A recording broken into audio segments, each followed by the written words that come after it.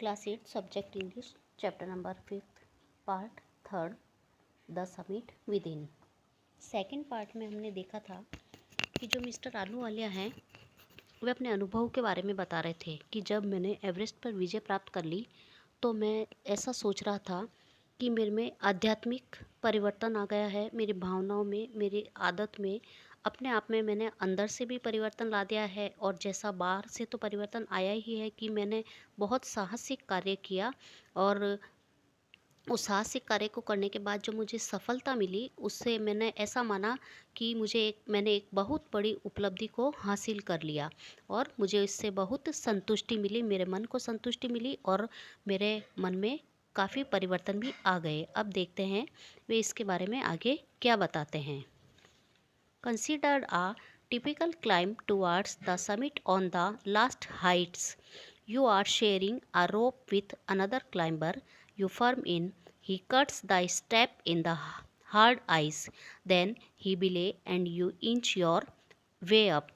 वे बोलते हैं कि ऐसी कल्पना करो, एक इमेजिन करो कि आप पर्वत पर चढ़ रहे हो और लास्ट स्टेज पर हो और कोई अन्य पर्वत पर चढ़ने वाला भी तुम्हारे साथ है, तुम्हारा साथी तुम्हारे साथ है और आप स्वयं बहुत मजबूती से खड़े हो जाते हैं और दूसरा व्यक्ति जो होता है बर्फ़ की चट्टानों के बीच चट्टानों को काटता हुआ आपके लिए रास्ता बनाता है और उस रस्से को बांधता है ताकि आप स्टेप बाय स्टेप धीरे धीरे ऊपर चलते जाए। वह आपके लिए रास्ता बनाता है। इस चीज़ की आप कल्पना कीजिए।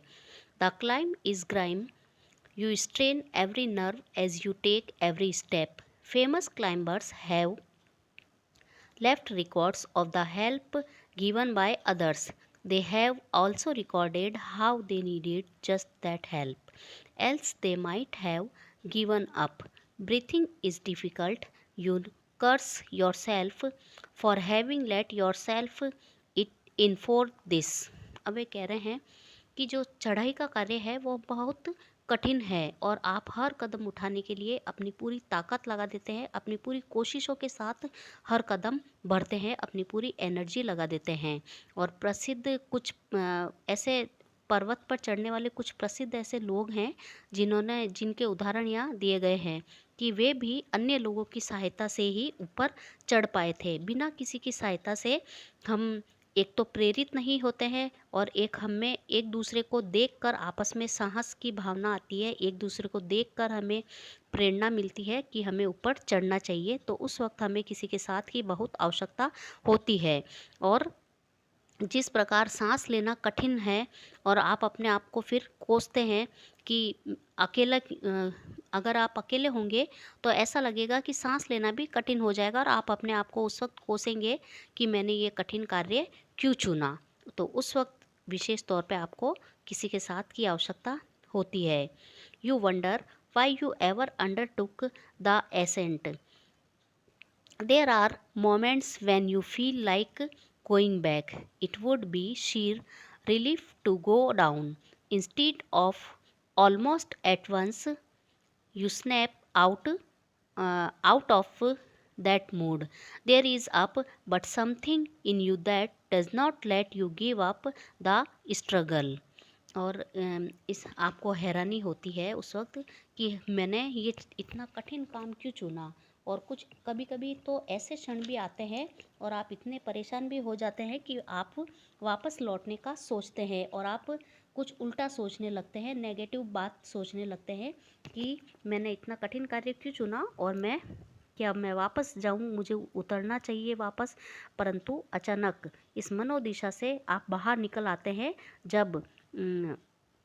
जब आपके साथ कोई होता है तो आप इस मनोदशा से बाहर निकल पाते हैं और एक संघर्ष है जो आपको भागने नहीं देती और उसका सामना करने की आपको हिम्मत प्रदान करती है। And you go on, your companion keep up with you just another 50 feet or 100 maybe. You ask yourself, is there no end? You look at your companion and he looks at you. You draw inspiration from each other and then, without first being aware it, aware of it you are at the summit. और जब आप देखते हैं कि आप आगे बढ़ते चले जाते हैं और आपका जो साथी है वो आपका साथ देता है और केवल 50 फीट या कुछ ही फीट दूर होते हैं, तो आप स्वयं से पूछते हैं क्या इस चढ़ाई का कभी अंत होगा। और आप अपने साथी की ओर देखते हैं, आपका साथी अपनी ओर देखता है और एक एक दूसरे के फेस को देखकर और आपको एक दूसरे से प्रेरणा मिलती है और तभी अनजाने में ही आप स्वयं शिखर पर आप अपने आप को पहुंचा पाते हैं। Looking around from the summit, you tell yourself that it was worthwhile. Other silvery peaks appear through the clouds. If you are lucky, the sun may be on them. The surrounding peaks look like a jeweled necklace around the neck of your summit. Below, you see West Valley sloping into the distance. और जब शिखर के चारों ओर आप दृष्टि फैलाएंगे और चारों ओर के नज़ारे को आप देखेंगे तो आपको ऐसा लगेगा कि जैसे कि पर्वत की चोटियों पर जो सूरज की रोशनी पड़ती है उस और जो वैलियाँ होती है, घाटियाँ होती है, उनमें आपको ऐसा लगेगा कि मानो शिखर के गले में कोई हीरे जड़ा हार पहन रखा है। और घाटियाँ और ढलानों में जब घाटियों को आप देखेंगे तो उस पर जो चमकती हुई सूरज की रोशनी है उसे ऐसा लगेगा मानो कि इसके कंठ में एक हीरों का हार हो। इस प्रकार से आपको महसूस होगा। It is an ennobling, enriching experience to just look down from the summit of a mountain. You bow down and make your obeisance whichever to whichever god you worship. I left on Everest a picture of Guru Nanak, Rawat left a picture of goddess Durga, और Fu Dorji left a relic of the Buddha. वे कहते हैं कि पर्वत की चोटी से नीचे देखने पर मन में एक उदासी का भाव जगता है और एक उदासी का अनुभव होता है और फिर आप शीश भी झुका लेते हैं और पर उस परमात्मा और जो भी व्यक्ति पर्वत पर चढ़ते हैं और वो जिस भी ईश्वर की या जिस भी अपने देवी देवताओं को मानते हैं उनको नमन करते हैं और उनको नमन करते हैं क्योंकि उनमें एक आध्यात्मिक गुणों का विकास हो जाता है। उनका मन पहले जैसा नहीं रहता, वह बिल्कुल बदल जाते हैं, इसलिए वे अपने अपने ईश्वर को याद करते हैं और उनके पास जो भी ईश्वर के निमित्त निशानी होती है वो वहाँ एवरेस्ट पर लोग बाग छोड़ के आते हैं। जैसा कि वो कह रहे हैं कि जैसा मैंने गुरु नानक का चित्र छोड़ा और मेरे साथ एक साथी थे चढ़ने वाले रावत, उन्होंने दुर्गा का चित्र छोड़ा और फू डॉर्जी थे मेरे साथ जो कि बुद्ध के उपासक थे, भगवान बुद्ध के, उन्होंने वहाँ एक बुद्ध का स्मारक वहाँ पे छोड़ा। Edmund Hillary had buried a cross under a crane a heap of rock and stones. वे कह रहे हैं कि जो एक एडमंड हिलरी वो भी हमारे साथ थे, उन्होंने वो क्योंकि क्रिश्चियन थे तो उन्होंने एक क्रॉस का निशान, एक जो क्रॉस का निशान होता है ईसा मसीह का, वो निशानी वो वहाँ पे चट्टानों के बीच में उसे रोपा। There are not symbol of conquest but of Averance.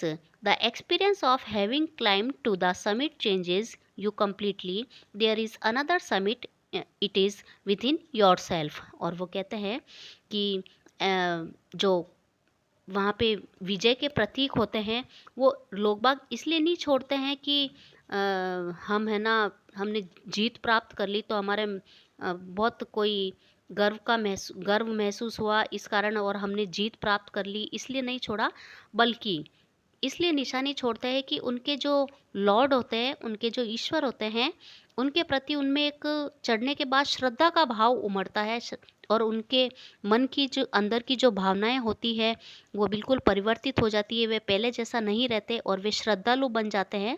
इस कारण वे अपने अपने देवताओं का ऐसे निशान वहाँ पे छोड़ते हैं उनके प्रति श्रद्धा बताने के लिए।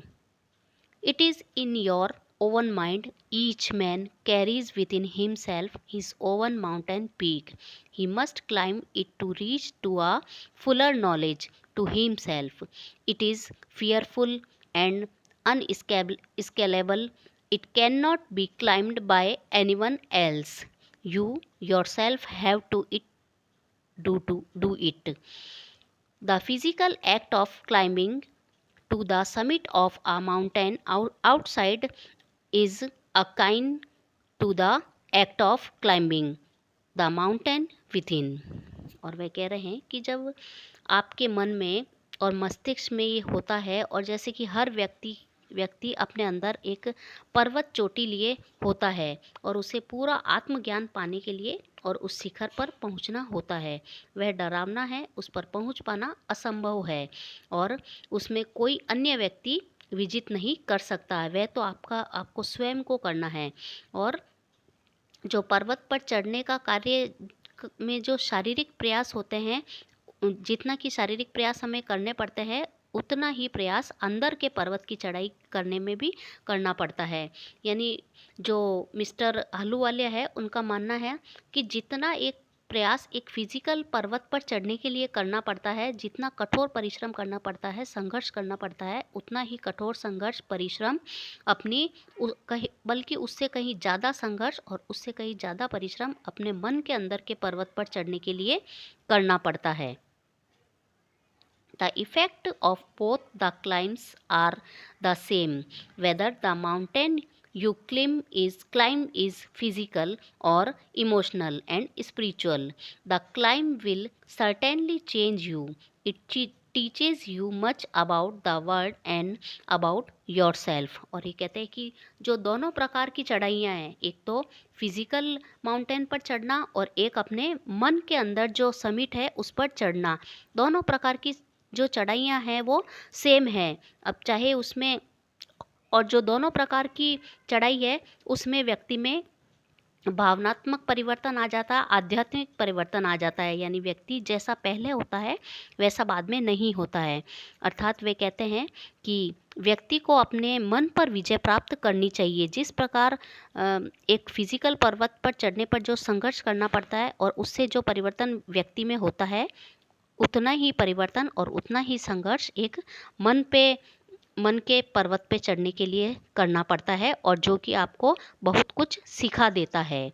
आई venture to think that my experience as an Everester has provided me with the inspiration to face life's ordeals resolutely. Climbing the mountains was an worthwhile experience. The conquest of the internal summit is equally worthwhile. The internal summits are perhaps higher than the Everest. अब ये कह रहे हैं कि मैं ये सोचने का साहस कर सकता हूँ कि एवरेस्ट विजेता के रूप में मेरे अनुभव ने मुझे जीवन की कठिनाइयों का दृढ़तापूर्वक सामना करने की प्रेरणा दी। यानी कि मैं अब इतना साहसिक हो गया कि प्रत्येक कठिनाइयों का सामना मैं दृढ़तापूर्वक कर सकता हूँ।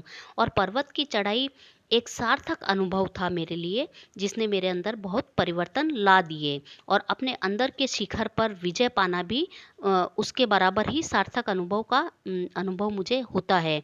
और वे कहते हैं कि अपने अंदर के शिखर शायद एवरेस्ट से भी अधिक ऊंचे हैं।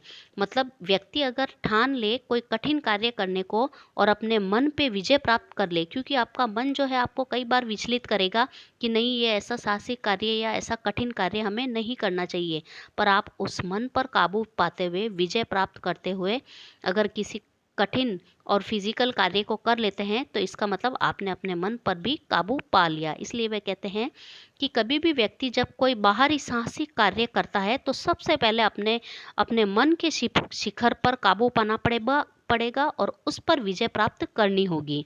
वे उस पर काबू पाने को एवरेस्ट की चढ़ाई से भी अधिक कठिन मानते हैं। तो इस कहानी से हमें ये शिक्षा मिलती है कि हमें कभी भी कठिन से कठिन कार्य करते वक्त पहले हमें अपने मन को समझाना होता है और अपने मन पे विजय प्राप्त कर लेते हैं, और एक दृढ़ निश्चय करने के साथ किसी कार्य को चुनते हैं तो निश्चित ही रूप से उनमें हम सफल होंगे। Thank you.